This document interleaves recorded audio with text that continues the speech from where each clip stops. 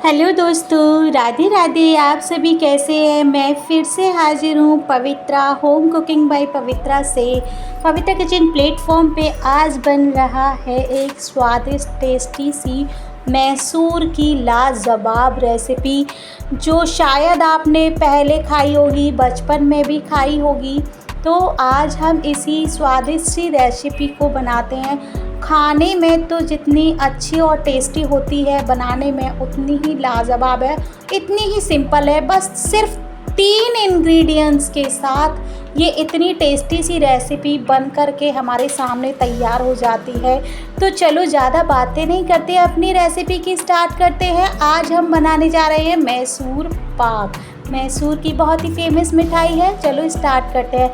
जिसके लिए हमें चाहिए 1 कटोरी बेसन और 1 कटोरी चीनी और 1 कटोरी, लगभग जितना बेसन है उतना ही हमारा इसमें घी या रिफाइंड, आप जो यूज़ करना चाहें वो यूज़ कर सकते हैं। मैंने देसी घी यूज़ किया है।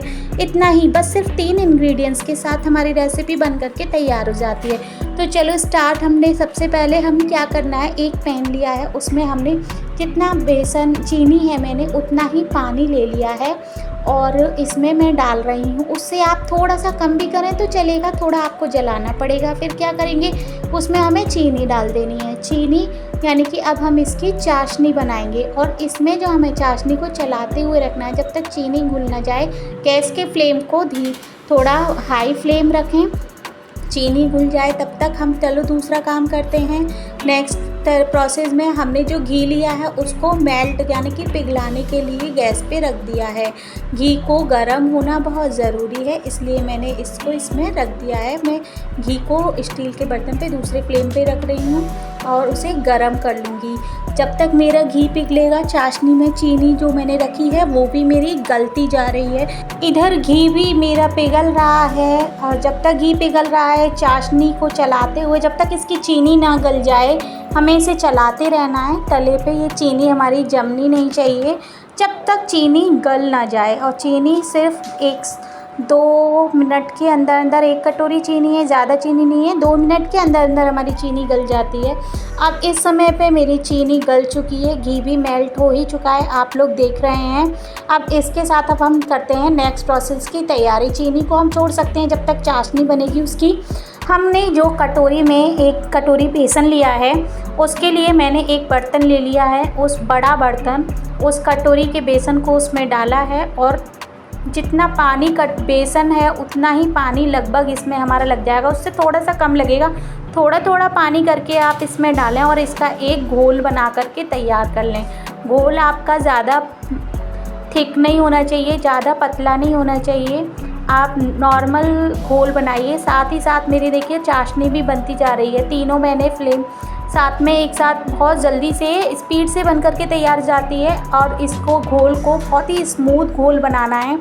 आप चाहिए तो घोल में के अंदर भी आप घी डाल सकते हैं, ऑयल मतलब मिक्स कर सकते हैं, क्योंकि बेसन की मिठाई है, बेसन में अब हम घी लगता ही है।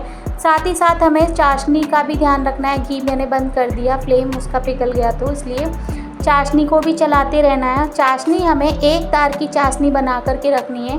मेरा घोल भी बन कर के तैयार ही है, थोड़ा सा मैं उसे और चलाऊँगी। उसमें गांठें नहीं रहनी चाहिए बिल्कुल भी, एकदम सॉफ्ट स्मूथ घोल हमारा बनना चाहिए।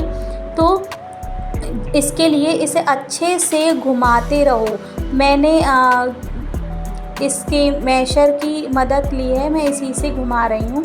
मेरा देखो इस तरीके, ये कंसिस्टेंसी हमारी होनी चाहिए ताकि जब हम इसे चाशनी में डालेंगे तो ये अच्छे से पोर हो जाए। पोरिंग कंसिस्टेंसी हमारी बेसन की होनी चाहिए।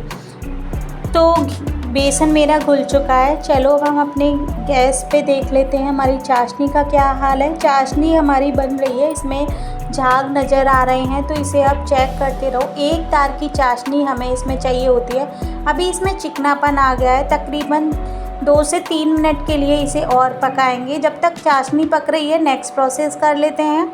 इसको हमें डालने के लिए जो बर्तन लिया है मैंने, मेरे पास वो वाली ट्रे नहीं है जो होती है ना बर्फ़ी वगैरह जमाने के लिए, तो वो ट्रे नहीं है, मैंने ये ले ली है। और इसमें लगा दिया है मैंने बटर पेपर लगा कर के इस पे मैं डाल दिया है घी, और घी को अच्छे से इस पे स्प्रेड कर दें, फैला दें चारों तरफ। आप बटर पेपर ना भी लगाएं तो भी चलेगा, आप तले पर ऐसे डायरेक्ट भी कर सकते हैं, पर मेरे पास बटर पेपर था तो मैंने यूज़ कर लिया है। उसी के साथ मैंने बटर पेपर लगा कर के इसे ग्रीस किया है, और इसमें थोड़ा और झाग बन गए हैं। अभी से चेक कर लेते हैं कि ये कितना कंसिस्टेंसी हुई है। तो लगभग मैंने चेक किया है, ये एक तार की चाशनी मेरी बन ही गई है। एक तार की आपकी अच्छे से चाशनी बननी चाहिए, आपको दिखाई देना चाहिए। देखो मैं दिखा रही हूँ ना आपको, एक तार की चाशनी मेरी इस समय पे दिख रही है। मैंने 2 से 3 बार अच्छे से चेक कर लिया था कि एक तार की चाशनी होनी ही चाहिए, उससे कम नहीं होनी चाहिए। इसमें ज़्यादा थिक नहीं चाहिए, सिर्फ एक तार की चाशनी हमें चाहिए। तो अब धीरे धीरे करके बेसन के घोल को इसमें मिलाना है, और बेसन को इस चाशनी में डाल दो। आप जितना डाल रहे हो, जितना भी है जो हमने घोला है, अब उसको चलाते हुए, और इसको चलाना नहीं छोड़ना है, बस इतना ही है कि इस समय पे आपको बेसन को चाशनी के साथ पकाना है। लगभग 2 से 3 मिनट के लिए आप इसे हाथ ना रोकें। ये समय जो है आपका, इसको बस चलाते रहो। 2 से 3 मिनट लगेंगे, ज़्यादा देर नहीं लगती बेसन को पकने में। इसे चलाते हुए मुझे तकरीबन आधा मिनट, 1-1.5 मिनट का समथिंग हो गया है, और बेसन देखो कलर चेंज कर दिया है, और तले पे बिल्कुल लगना नहीं चाहिए। चाशनी इसके साथ हमने मिलाई हुई है। इसे चलाते हुए पकाएं, और 2 मिनट के अंदर अंदर देखो इसका कलर चेंज आपको दिख रहा होगा कि किस तरीके से इसका कलर हो गया है। मैं कैमरा बिल्कुल सामने पे रखवाया है ताकि आपको मैं अच्छे से दिखा सकूं। किनारों पे, एजेस पे अगर ये लग जाए तो आपको छुटा लेना है। इसलिए मैंने ये वाला जो हम विस्कर होता है ना, मैं उसकी मदद से इसे मिला रही हूँ, क्योंकि मेरे पास वैसा वाला स्पैचुला नहीं था जो सॉफ्ट मुड़ जाता है वैसा वाला, क्योंकि ये अच्छे से काम कर रहा था तो मैंने यही यूज़ किया है। जब ये पक जाएगा तो अपना कलर बिल्कुल चेंज कर देगा। देखो तला छोड़ रहा है, ये छोड़ रहा है ना, आपको नज़र आ रहा होगा बेसन ने तलवे को, कढ़ाई को, पैन के तवे को छोड़ दिया है, तो मतलब ये पकने वाली कंडीशन में आ गया। इस समय पे हम इसमें घी को ऐड करेंगे। हमने घी पहले से गर्म किया था, तो थोड़ा थोड़ा करके अब हम इसमें घी को डाल देंगे। घी को एक साथ ना डालें, थोड़ा थोड़ा करके डालें, ताकि घी इसके अंदर मिलता चला जाए। जैसे ही घी बेसन के साथ ऑब्ज़र्व होता चला जाएगा, अपने आप इसमें जाली पड़ती चली जाएगी। हम जो घी हमने यूज़ किया था, मैंने जो 1 कटोरी थोड़ा सा कम घी लिया था, लेकिन जितना बेसन था उतना ही मात्रा में मेरा इसमें घी डल गया था। मुझे जो कटोरी मैंने गरम करी थी वो थोड़ा कम पड़ गया था। मैंने तकरीबन 1-1.5 चम्मच पिघला हुआ घी और डाला था मैंने इसमें।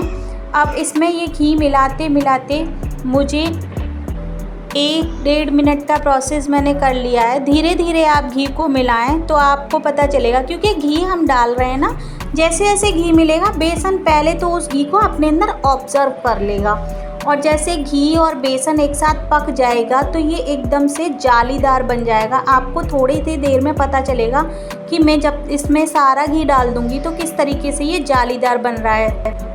ये देखो, जैसे मैंने कहा था, मैंने इसमें घी सारा डाल दिया। अब वो एकदम से ये जालीदार बन कर के तैयार हो गया है, इसमें जाली पड़ गई है, यानी कि अब ये मेरा जमने की वाली कंडीशन में बिल्कुल तैयार हो गया है। तले पे भी आपको दिख रहा है बिल्कुल से, साइड में भी नहीं है कहीं पे भी, अच्छे से अब मैं इसे जमा सकती हूँ। बिल्कुल इसने पैन को छोड़ दिया है और जाली भी अच्छे से आपको दिखाई दे रही है। तो अब हमने जो इसको जमाने के लिए रेडी किया है उसमें हम इसे डाल देते हैं। बहुत ज़्यादा देर ना करें, इस प्रोसेस को जल्दी से कर दें और ये ख़त्म हो जाएगा। अब इसे हम जमा देते हैं। आप लोगों को इसकी जाली दिखाई दे रही होगी ना, मैंने इसको सेट कर दिया। बर्तन मैंने थोड़ा बड़ा ले लिया था, मुझे लग रहा था कितना बनेगा, लेकिन हाँ थोड़ा सा मैंने इसको मोटा ही रखते हैं, बहुत मोटा होता है ये। तो मैंने इसको फैला दिया चाकू की मदद से। हाथ इसमें ना लगाएं, बहुत गर्म है, आप जल सकते हैं। इसे आप ठंडा होने के रख दें। गार्निशिंग के लिए मैंने इसमें डाले हैं कुछ बादाम के टुकड़े। अब हम घर में कोई भी मिठाई बनाएं तो ड्राई फ्रूट्स ना डालें तो अच्छा सा नहीं लगता ना, मज़ा नहीं आता देखने में। तो मैंने इसमें ड्राई फ्रूट्स के कुछ टुकड़े काट के इसको डाल दिए हैं। और इसे रखने के तकरीबन 5 से 7 मिनट के अंतराल पे आप इसमें गरम गरम ही कट के निशान लगा दें, क्योंकि अगर एक बार ये ठंडी हो गई तो आपको काटना थोड़ा मुश्किल हो जाएगा, बिखर जाएगी। इसलिए कट के आप निशान अभी अभी लगा दें। मैंने 10 मिनट के अंतराल पे इसमें कट के निशान लगा दिए हैं। बर्फ़ी के पीसेस में इसको काट दिया है। तकरीबन 10 मिनट के रेस्ट के बाद ये एकदम से ठंडी हो गई है। मैं इसकी प्लेटिंग कर रही हूँ, आपको दिखा रही हूँ कितनी सॉफ्ट और मुंह में घुल जाने वाली ये मिठाई बन करके तैयार हुई है। आप सभी को कैसी लगी है मुझे कमेंट करके ज़रूर बताइएगा।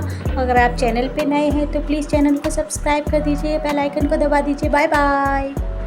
Thank you for watching this video.